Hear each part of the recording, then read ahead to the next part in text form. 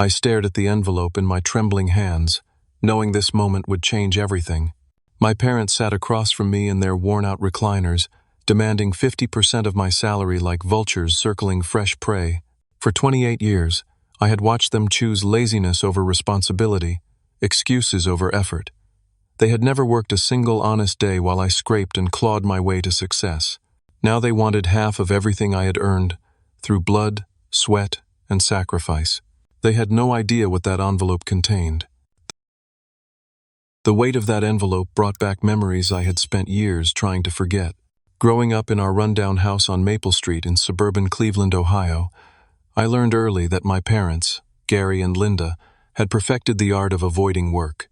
While other kids complained about their parents working too much, I envied them. At least their parents cared enough to provide. I was 7 when I first realized something was wrong. My classmate Tommy's mom packed him elaborate lunches with sandwiches cut into fun shapes, fresh fruit, and homemade cookies. Meanwhile, I survived on free school lunches because my parents claimed they could not afford groceries, yet somehow always had money for cigarettes and lottery tickets. Gary spent his days on the couch watching game shows, occasionally disappearing for what he called job interviews that never led to actual employment. Linda filled her time with soap operas and gossip phone calls, complaining endlessly about how hard life was while doing nothing to improve it. By age 10, I was making my own breakfast and walking the 8 blocks to school alone. Other parents dropped their kids off or waited at bus stops, but mine were still asleep when I left each morning. I learned to set my own alarm clock, lay out my own clothes, and check my own homework because asking for help only resulted in irritated sighs and promises of later that never came. The house constantly smelled of stale cigarettes and disappointment. Paint peeled from the walls, the carpet was stained beyond recognition, and half the light bulbs were burned out because replacing them required effort my parents refused to invest. I did my homework at the kitchen table under the single working overhead light, surrounded by unwashed dishes and overflowing ashtrays. When I turned 12, I started mowing lawns in the neighborhood. Mrs. Henderson next door offered me $10 to cut her grass, and word spread quickly. Soon I had 5 regular customers and was earning $50 every weekend. I used that money to buy school supplies, decent clothes from thrift stores, and occasionally treat myself to a burger when the empty refrigerator at home offered nothing but condiments and expired milk. High school brought new challenges and deeper resentment. While my friends worried about prom dates and college applications, I worried about keeping the electricity on. My parents had discovered they could live comfortably on government assistance checks, food stamps, and the occasional under-the-table work that they never reported.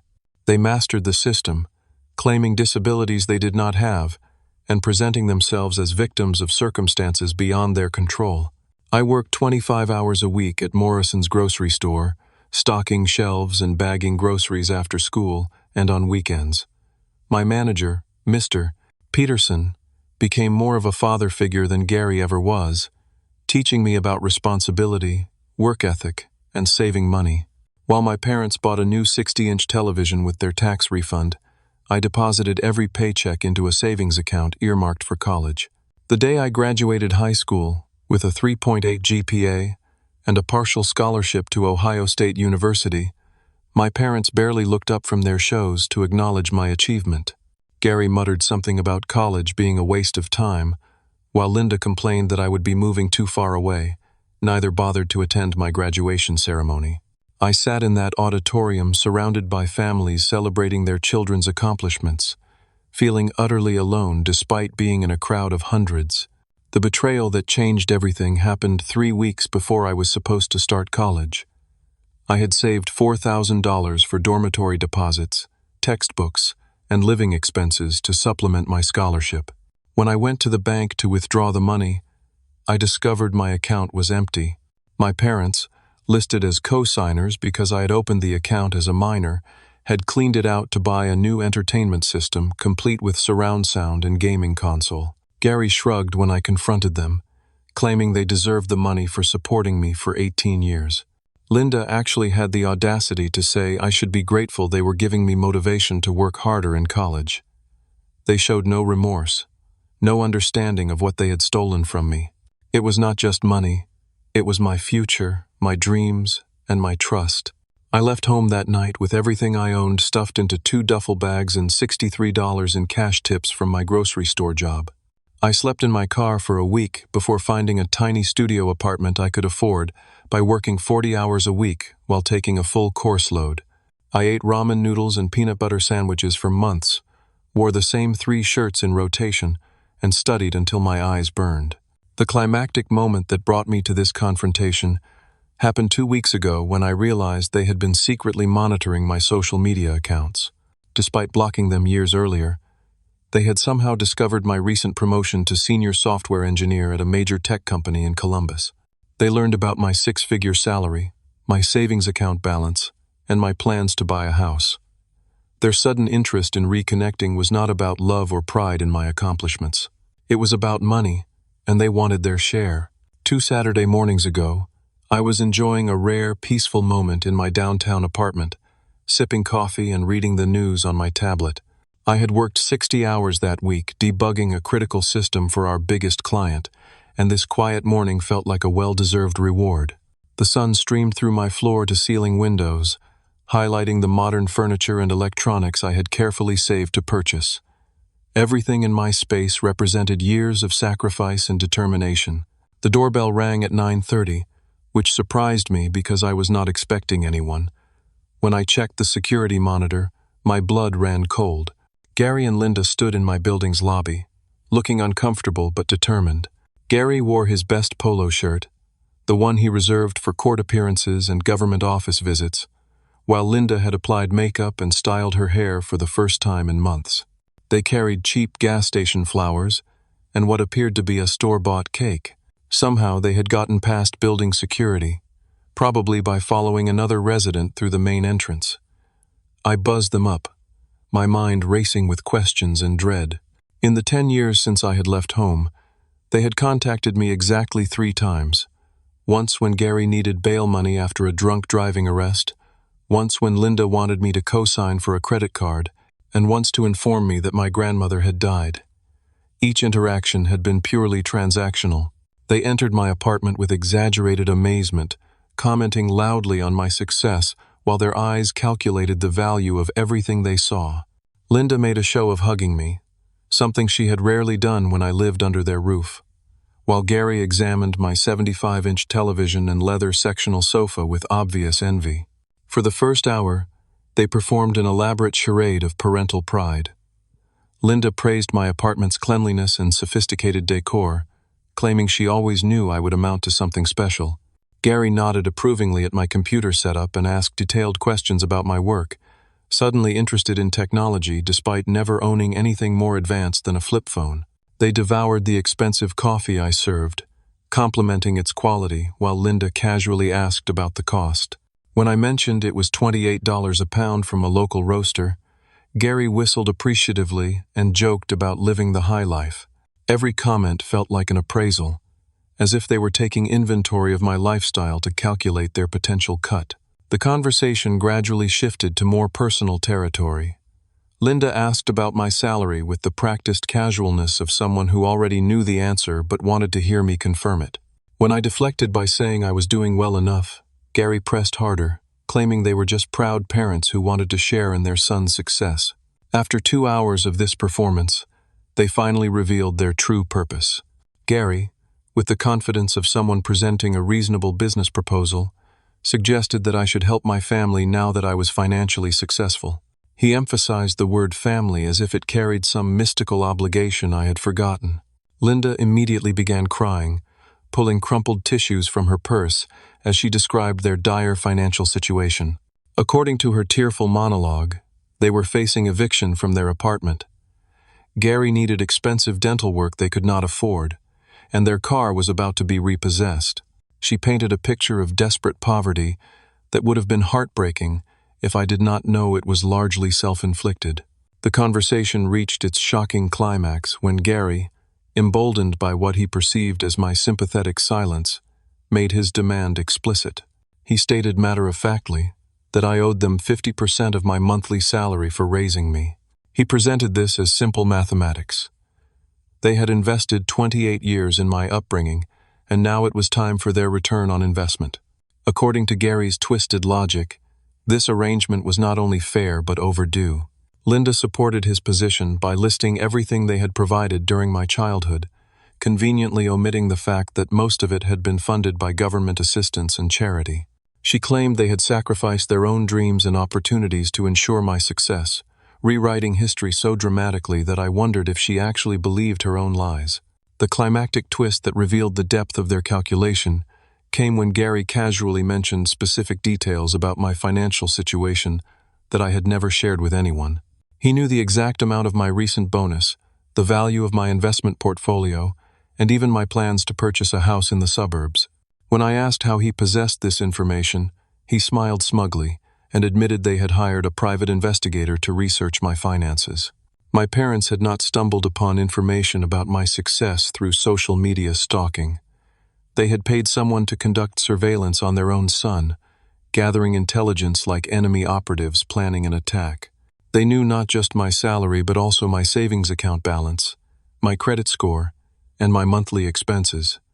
They had studied my financial life more thoroughly than I studied it myself. The revelation that they had been planning this ambush for months, gathering evidence and developing strategy, transformed my shock into cold fury. This was not desperate parents reaching out for help. This was a calculated shakedown by two people who viewed me as their personal ATM machine. They had researched me like a mark in a con game, and now they expected me to pay up voluntarily. The week following their visit became a masterclass in emotional manipulation that would have impressed professional con artists. Gary and Linda launched a coordinated campaign designed to break down my resistance through guilt, shame, and social pressure. They had clearly planned this phase as carefully as their initial research. Linda called me every morning at exactly 7:15, right when she knew I would be getting ready for work. Her conversations followed the same script, sobbing about their desperate situation, reminiscing about my childhood, as if it had been filled with love and sacrifice, and expressing hurt that I was abandoning them in their hour of greatest need. She had perfected the art of the guilt trip, making herself sound like a devoted mother whose ungrateful son had forgotten where he came from. These daily phone calls were timed to disrupt my morning routine and put me in a negative mindset before important meetings. Linda knew I had presentations to give and deadlines to meet, yet she deliberately created emotional chaos that followed me into the office. When I stopped answering her calls, she left increasingly dramatic voicemails that my assistant accidentally played on speaker during a client conference call. Gary took a different approach, contacting my extended family to build a coalition of pressure. He called my aunts, uncles, and cousins, painting himself as a struggling father whose successful son had turned cold and selfish. According to Gary's version of events, I was living in luxury while my parents faced homelessness, and he was simply asking for fair assistance that any decent child would provide willingly. My cousin Jessica called me in tears, begging me to help my parents because family should stick together during hard times. My uncle Robert sent a long email about the importance of honoring your father and mother, complete with biblical quotations and personal anecdotes about family loyalty. These relatives had no idea about my parents' true history or their pattern of exploitation, so they genuinely believed they were advocating for justice. The social media attacks began subtly, but escalated quickly. Linda posted vague Facebook messages about ungrateful children who forgot their roots once they achieved success. She shared articles about adult children who abandoned their elderly parents, adding comments like, "Some people really need to read this and learn something." Gary created fake accounts to like and share these posts, making it appear as if their position had widespread community support. Within days, their social media campaign became more direct. Linda posted a photo of herself crying next to an eviction notice, with a caption about how heartbreaking it was when your own child refused to help during your darkest hour. Gary shared stories about successful celebrities who bought their parents' houses, wondering aloud why some children appreciated their families while others forgot where they came from. The workplace harassment reached professional levels when Gary began calling my office repeatedly, claiming family emergencies that required immediate attention. He somehow obtained the direct numbers for my department and my manager, leaving messages about urgent situations that demanded my response. During one particularly important client presentation, My phone buzzed constantly with calls from numbers I did not recognize, all connected to Gary's campaign to reach me. My manager, Angela, pulled me aside after the third day of interrupted meetings to express concern about my family emergency. When I explained that there was no actual emergency, just parents demanding money, she looked confused and worried about my judgment. Gary's harassment was not only affecting my peace of mind, but also my professional reputation. The escalation continued when they began making subtle legal threats. Linda mentioned during one tearful phone call that parents had rights regarding their children's earnings, especially when those children lived in the family home for 18 years. Gary researched obscure laws about elder support and family financial obligations, finding isolated cases that he misinterpreted to support his position. They consulted with a lawyer who apparently told them they had no legal grounds for their demands, but they twisted his consultation into validation of their moral position. Gary began dropping phrases like legal remedies and family court into conversations, creating the impression that they were building a case against me. The threats were vague enough to avoid actual legal trouble, but specific enough to create anxiety. The fake medical emergency marked their most desperate and manipulative escalation. Linda called me at work sobbing about chest pains and possible heart problems that required expensive medical treatment they could not afford. She claimed their insurance had been canceled and begged me to help her get the care she needed to survive. I rushed to the hospital she named, only to discover she was not there and had never been admitted. When I called her back, she claimed the chest pains had subsided but insisted she still needed money for follow-up tests and medications.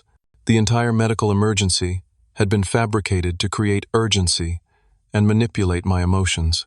Gary expanded their campaign to include my childhood neighbors and teachers, people who remembered me as a quiet, hard-working kid, but knew nothing about my adult relationship with my parents. Mrs. Patterson, my third-grade teacher, sent me a heartfelt note about how proud she was of my success and how important it was to help family members who were struggling. Mr. Jenkins from down the street stopped me at the grocery store to express concern about my parents' financial difficulties. These community members genuinely cared about my family's welfare and had been deceived into believing my parents were innocent victims of circumstances beyond their control. Gary and Linda had crafted a narrative that cast them as hardworking people who had fallen on tough times, while portraying me as a selfish success story who had forgotten his humble beginnings. The climactic revelation that exposed the depth of their deception came when I decided to drive past their supposed apartment to see their living conditions for myself. Instead of the rundown complex they had described, I found them residing in Cedar Ridge luxury apartments, a high-end community with a swimming pool, fitness center, and concierge service. Their apartment was not the cramped, deteriorating unit they had portrayed during their guilt campaign. Through the large windows, I could see new furniture, a massive television, and what appeared to be recent renovations. The parking lot contained Gary's supposedly failing car, which had been detailed and showed no signs of mechanical problems. I spent an hour researching the apartment complex online and discovered that units there rented for $2,400 per month, far more than their claimed income could support. They had been living in luxury while claiming poverty, funding their lifestyle through credit cards, loans, and possibly fraudulent schemes I had not yet uncovered. The realization that their entire crisis was fabricated transformed my guilt into cold determination. They were not desperate parents facing legitimate hardship. They were sophisticated manipulators, running a long-term con game with me as the target. Their campaign of emotional warfare was not born from need, but from greed and entitlement. The discovery of my parents' luxury living situation shattered any remaining doubt about their true motives, but I needed concrete evidence before confronting them. I contacted Sarah Mitchell, a private investigator recommended by a colleague who had used her services during a messy divorce. Sarah specialized in financial fraud and background investigations, with 15 years of experience as a police detective before starting her own firm. Our first meeting took place in her downtown office, a professional space that immediately put me at ease. Sarah listened carefully as I explained the situation, taking detailed notes and asking pointed questions about my parents' history and behavior patterns. She did not seem surprised by their tactics, explaining that financial exploitation of successful adult children was more common than most people realized. Within a week, Sarah uncovered information that exceeded my worst expectations. My parents were not simply lazy or entitled. They were career criminals who had been running sophisticated scams for years. The evidence she gathered painted a picture of systematic fraud that extended far beyond their demands for my money. The government fraud was extensive and well organized. Gary and Linda had been illegally collecting disability benefits for fabricated conditions while working under-the-table jobs that they never reported to authorities. Gary claimed a back injury that prevented him from working, yet Sarah found evidence of him doing construction work for cash payments. Linda received mental health disability payments, while secretly babysitting neighborhood children for unreported income. Their disability fraud had been running for 7 years, generating over $200,000 in illegal benefits. They had learned to game the system expertly, knowing exactly what symptoms to report and which doctors to visit for sympathetic evaluations. They rotated between different physicians to avoid detection and had coached each other on maintaining consistent stories about their limitations. The credit card schemes revealed a level of sophistication that shocked even Sarah. My parents had been opening credit cards in the names of deceased relatives, using obituaries and public records to gather necessary information. They had successfully created accounts for my grandmother, 2 deceased uncles, and several family friends who had passed away over the previous 5 years. Each fraudulent account was managed carefully to avoid immediate detection. They made minimum payments for several months before maxing out the cards and abandoning them. The total debt accumulated through this scheme exceeded $60,000, spread across 12 different financial institutions. They had created a complex web of false identities and addresses to support their fraudulent applications. The revelation about my grandmother's exploitation was particularly devastating. Sarah discovered that Gary and Linda had been stealing her Social Security checks during the final 2 years of her life, when dementia had left her vulnerable and confused. They had gained access to her bank accounts by claiming they were helping her manage her finances, then systematically drained her savings while she lived in a state-funded nursing home. My grandmother died believing she was destitute, unaware that her own son and daughter-in-law had stolen the money she had saved for her grandchildren's education. The inheritance she had intended to leave me, approximately $15,000, had been spent on my parents' luxury lifestyle and gambling debts. They had even sold her jewelry and personal belongings without her knowledge or consent. Sarah's investigation revealed that this pattern of exploitation extended to other elderly neighbors and family friends. Mrs. Henderson, who had hired me to mow her lawn as a child, had been convinced to loan Gary $5,000 for emergency car repairs that never happened. Mr. and Mrs. Cooper from across the street had given Linda $3,000 to help with medical bills that were completely fabricated. The scope of their fraudulent activities included fake charity collections in their neighborhood. They had created official-looking donation forms for non-existent organizations supporting cancer research, homeless veterans, and disaster relief. Door-to-door collections in their own community had netted several $1,000s from trusting neighbors who believed they were supporting legitimate causes. Sarah found evidence of mail fraud, identity theft, check forgery, and tax evasion spanning over a decade. My parents had perfected their criminal enterprise while maintaining the appearance of struggling, honest people victimized by circumstances beyond their control. They had used their skills in deception to exploit everyone around them, from government agencies to elderly neighbors to their own family members. The investigation also uncovered their recent escalation into more serious crimes. They had attempted to use my personal information to apply for credit cards and loans, forging documents to make me an unwitting co-signer for debts I knew nothing about. Sarah found 3 pending applications that had been submitted using my Social Security number and employment information. The most shocking discovery was that they had already spent money they expected to receive from me. Credit card statements showed purchases of expensive electronics, furniture, and vacation packages charged against anticipated income from their demands. They had been so confident in their ability to manipulate me that they had already committed to payments based on money they had not yet extracted. The climactic revelation came when Sarah informed me that my parents were currently under FBI investigation for mail fraud and identity theft. Federal agents had been building a case against them for months, gathering evidence of their multi-state criminal activities. The timing of their demand for my money was not coincidental. They needed funds to pay for expensive criminal defense attorneys and potentially flee the country if charges were filed. Sarah explained that my parents faced potential federal charges, carrying sentences of up to 20 years in prison. Their financial crimes had crossed state lines and involved federal agencies, elevating their case from local fraud to federal prosecution. The luxury apartment, new furniture, and expensive lifestyle were funded by criminal activities that were about to catch up with them. Understanding that my parents were not just greedy, but genuinely dangerous criminals, changed my entire perspective on the situation. This was not a family dispute about money. It was an attempt by career criminals to involve me in their schemes and potentially make me an accessory to their crimes. Their demand for 50% of my salary was part of a larger criminal enterprise that threatened not just my finances but my freedom and reputation. Armed with Sarah's evidence, I realized that confronting my parents required careful planning and legal protection. This was no longer a personal family matter, but a criminal investigation that could affect my own freedom if handled incorrectly. I needed professional guidance and ironclad documentation of every interaction going forward. My first step was consulting with David Chen, an attorney who specialized in family law and financial crimes.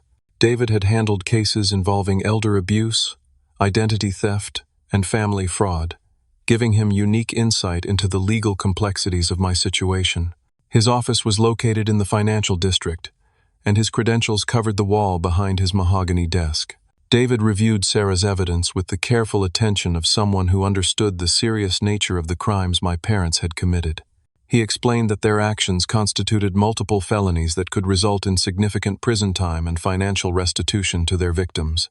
More importantly for my immediate situation, he confirmed that I had no legal obligation to provide them with any financial support whatsoever.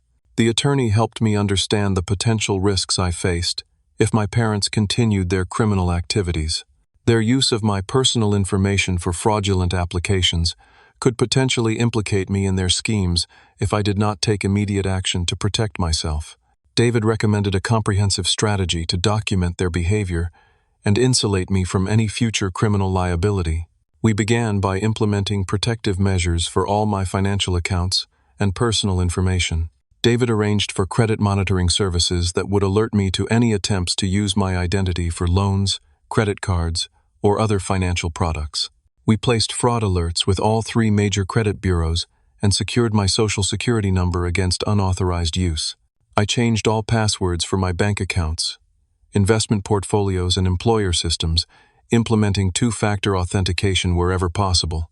David helped me draft letters to my bank, credit card companies, and employer explaining the situation and requesting additional security measures to prevent unauthorized access to my accounts. The evidence compilation required careful organization and legal documentation. Sarah and David worked together to create a comprehensive file that included photographs, financial records, witness statements, and official documents proving my parents' criminal activities. Every piece of evidence was properly authenticated and prepared for potential use in legal proceedings. David recommended setting up what he called a controlled confrontation, where my parents would be invited to my apartment under the pretense of receiving their demanded money. This meeting would be carefully documented with legal audio and video recording equipment, providing irrefutable evidence of their criminal intent and threatening behavior. The setup required precise coordination between multiple parties. Sarah would be positioned in an adjacent apartment with surveillance equipment and direct communication with local law enforcement. David arranged for FBI agents who were already investigating my parents to be ready to respond immediately if the situation escalated beyond threats to actual criminal behavior. We installed professional-grade recording equipment in my apartment that would capture both audio and video of the entire encounter. The system was completely legal under Ohio's one-party consent laws, meaning I could record conversations in my own home without my parents' knowledge or permission. Multiple camera angles would document every word and action during their visit. The envelope that would contain my response to their demands became a carefully crafted piece of evidence. Instead of money or a check, it would contain copies of all the documentation Sarah had gathered about their criminal activities, along with a letter explaining that I knew about their fraud and would not be participating in their schemes. David helped me write the letter in language that was clear but legally precise. It informed my parents that I was aware of their criminal activities, would not provide them with any financial assistance, and expected them to cease all contact with me immediately.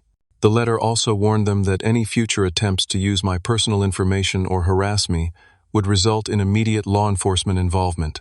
The backup plan included immediate law enforcement contact if my parents became violent or made specific threats against me. Sarah had coordinated with Detective Rodriguez from the Columbus Police Department, who was liaising with the FBI investigation into my parents' activities. Any escalation during our meeting would trigger immediate police response and potential arrest. We also prepared for the possibility that my parents might attempt to destroy evidence or flee after realizing they had been caught. Sarah had already provided copies of all evidence to federal investigators, so nothing they could do during our confrontation would affect the ongoing criminal case against them. Their crimes were already documented, and their prosecution was inevitable. The timing of our confrontation was coordinated with the FBI investigation to ensure maximum impact. Federal agents wanted to observe my parents' reaction to being exposed, gathering additional evidence of their criminal mindset and lack of remorse for their actions. Our meeting would provide the final piece of evidence needed to complete their case. The climactic twist that elevated our plan from defensive to offensive came when Sarah discovered that my parents had already told their neighbors and extended family that I had agreed to give them the money. They had been posting on social media about their upcoming windfall, thanking me publicly for my generosity and promising to share details about their good fortune. More seriously, they had secretly applied for a $30,000 personal loan using my financial information as collateral. They had forged my signature on application documents and provided my employer information and salary details to support their loan request.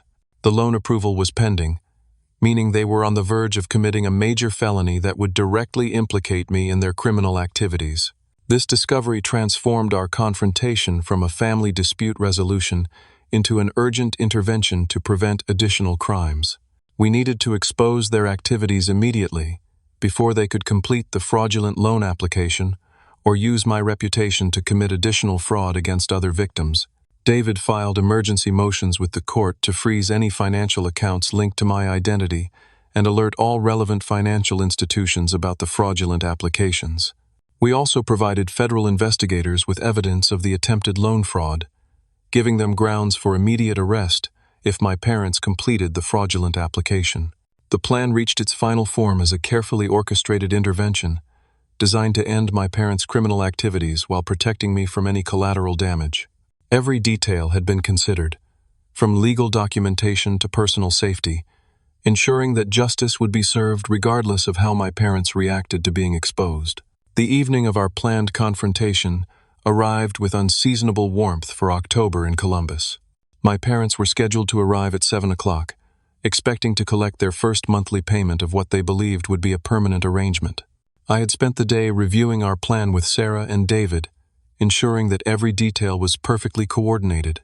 Gary and Linda arrived 15 minutes early, carrying a bottle of cheap champagne and wearing their best clothes, as if this was a celebration rather than an extortion attempt.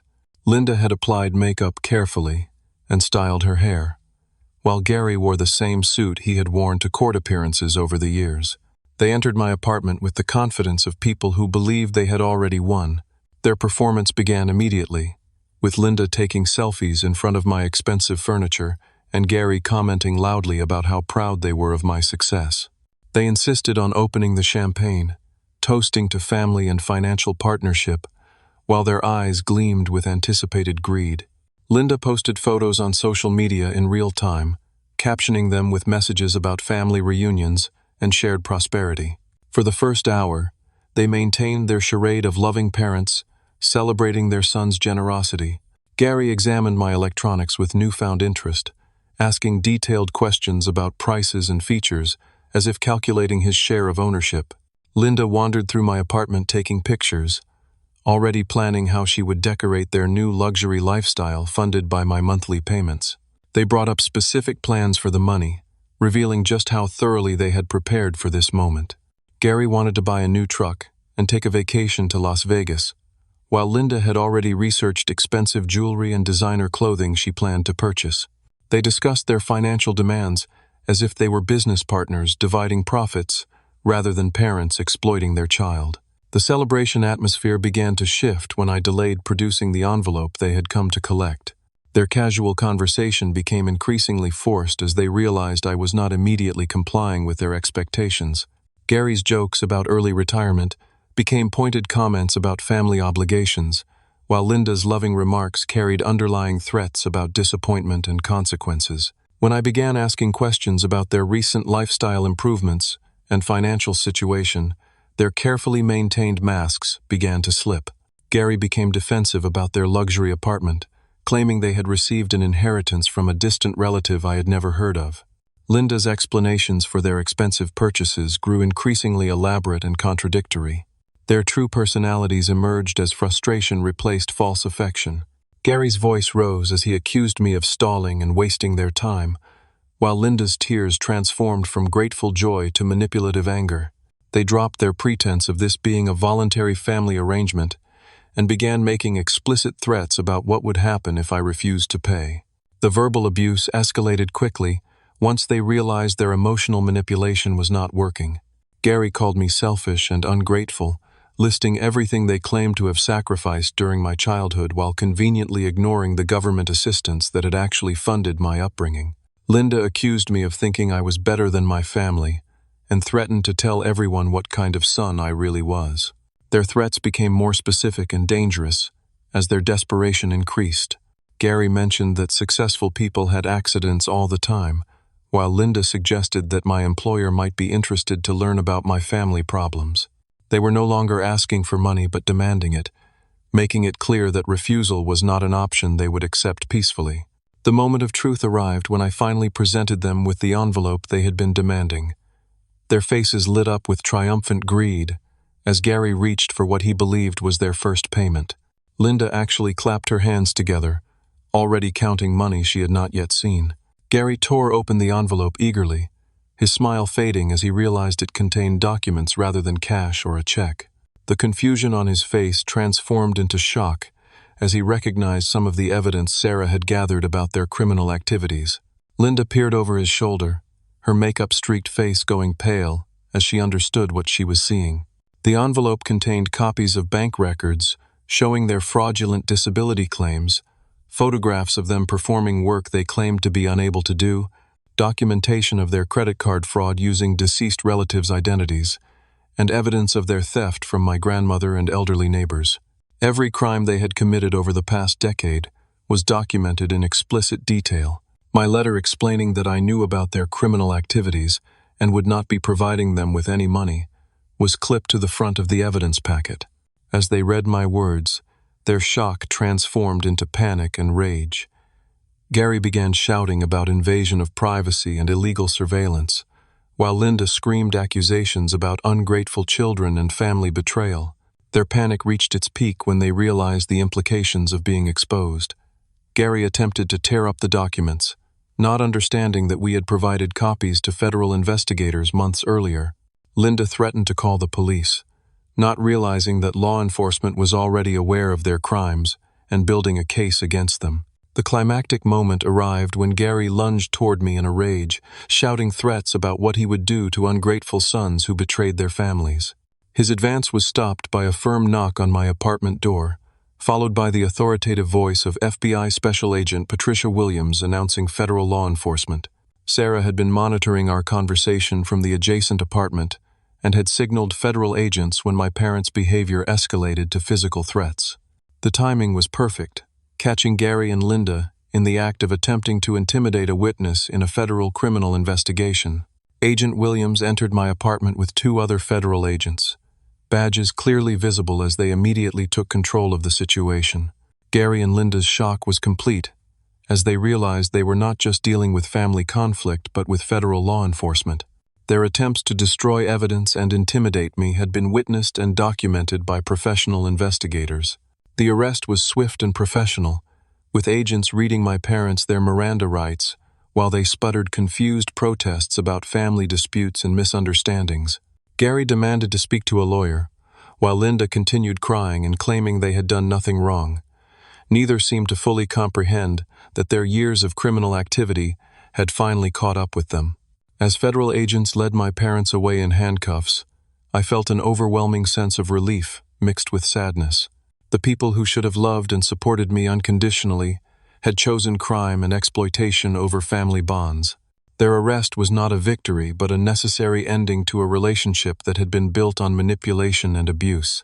6 months after my parents' arrest, I stood in my new house in the suburbs of Columbus, reading a letter that would change my perspective on family, forgiveness, and the power of making positive choices despite painful circumstances. The letter was from Jennifer Martinez, a 19-year-old freshman at Ohio State University who had received the first scholarship from the foundation I had established to help children from dysfunctional families pursue higher education. The legal outcomes for Gary and Linda had been swift and decisive. Faced with overwhelming evidence of their criminal activities, they had accepted plea agreements rather than risk lengthy prison sentences after trial. Gary received 4 years in federal prison for mail fraud, identity theft, and government benefits fraud. Linda was sentenced to 3 years for her role in the same crimes, plus an additional year for elder abuse related to their exploitation of my grandmother. The federal court also ordered them to pay full restitution to their victims, including the government agencies they had defrauded and the elderly neighbors they had exploited. The total restitution amount exceeded $300,000, money they would never be able to repay in their lifetimes. Their assets, including the luxury apartment furnishings and expensive electronics, were seized and sold to partially compensate their victims. During their sentencing hearing, I chose to attend and provide a victim impact statement. Standing before the federal judge, I explained how their lifelong pattern of manipulation and exploitation had affected not just me, but everyone who had tried to help them over the years. I described the elderly neighbors they had swindled, the government programs they had abused, and the trust they had betrayed in pursuit of easy money. The judge listened carefully to my statement before delivering sentences that reflected the serious nature of their crimes. She noted that Gary and Linda had shown no remorse for their actions and had attempted to blame their victims for their own criminal choices. Their lack of accountability and continued attempts to manipulate the system even during their trial demonstrated that prison time was necessary to protect society from their fraudulent behavior. The financial recovery process revealed the full extent of my parents' criminal enterprise. Federal investigators recovered evidence of fraud dating back 15 years, involving dozens of victims and multiple government agencies. My grandmother's stolen inheritance was partially recovered from seized assets, allowing me to establish a memorial fund in her honor that would support educational opportunities for deserving students. Personal healing became a priority as I worked with Dr. Rachel Thompson, a therapist who specialized in family trauma and emotional abuse. Our sessions helped me understand that my parents' behavior was not a reflection of my worth or their love for me, but rather a manifestation of their own character defects and criminal mindset. Learning to separate their choices from my identity was crucial for my emotional recovery. The therapy process revealed patterns of manipulation and emotional abuse that had been present throughout my childhood but that I had normalized due to my circumstances. Dr. Thompson helped me recognize that healthy families support each other's growth and celebrate each other's success, rather than viewing family members as resources to be exploited. Understanding what normal family relationships looked like was both liberating and heartbreaking. My extended family members, who had initially pressured me to help my parents, gradually learned the truth about Gary and Linda's criminal activities. My cousin Jessica apologized tearfully for questioning my judgment, while my uncle Robert expressed shock and remorse for his earlier criticism. These family members became sources of genuine support as I worked to build healthier relationships based on mutual respect rather than obligation. The community support that emerged after my parents' arrest was overwhelming and unexpected. Mrs. Henderson and other elderly neighbors who had been victimized by their scams thanked me for exposing their criminal activities.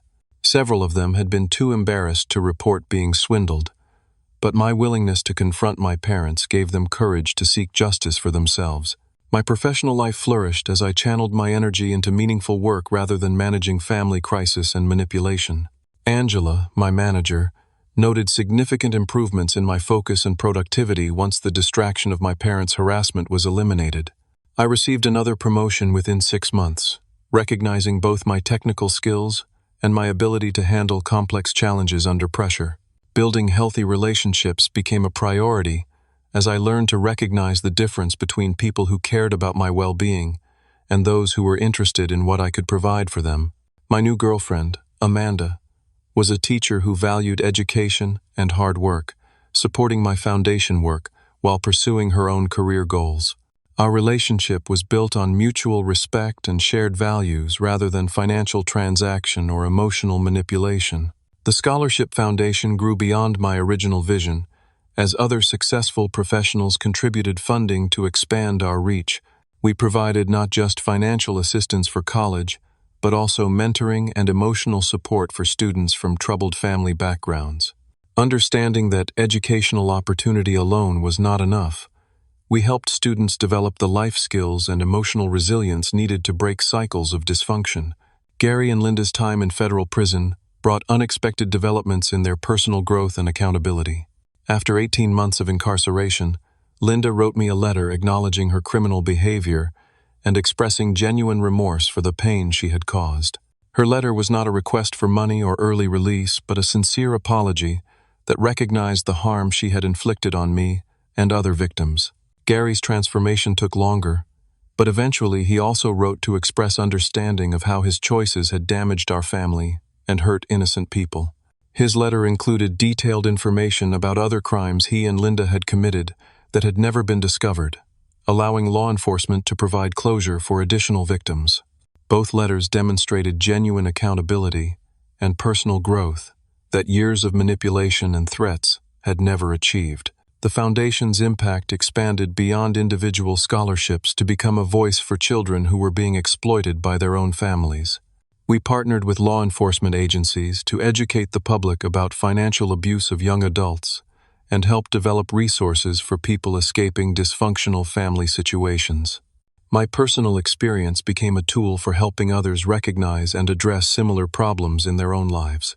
The deep life lesson that emerged from this painful experience transformed my understanding of family, love, and personal responsibility. I learned that true family relationships are built on love, support, and mutual respect, not blood relation or obligation. The people who celebrate your success and support your growth are your real family, regardless of biological connection. Most importantly, I discovered that refusing to enable someone's destructive behavior is actually an act of love, both for yourself and for them. By refusing to fund my parents' criminal lifestyle, I forced them to face consequences that ultimately led to personal growth and accountability. Sometimes the greatest gift you can give someone is the opportunity to face the results of their choices. The ripple effect of standing up to exploitation extended far beyond my personal situation. Jennifer's scholarship letter thanked me not just for the financial assistance, but for showing her that it was possible to succeed despite family dysfunction. She wrote about breaking the cycle of poverty and poor choices that had affected her family for generations, using education as a tool for transformation. Today, as I prepare to move into my new house and continue expanding the Scholarship Foundation, I feel a sense of peace and purpose that was impossible when I was trapped in my parents' web of manipulation. The envelope that contained evidence of their crimes represented not just the end of their exploitation, but the beginning of a life built on authentic relationships and meaningful contribution to others. My story demonstrates that family relationships should enhance your life, rather than drain your resources and energy. When family members view you as an opportunity for financial gain rather than someone to love and support, you have both the right and responsibility to protect yourself.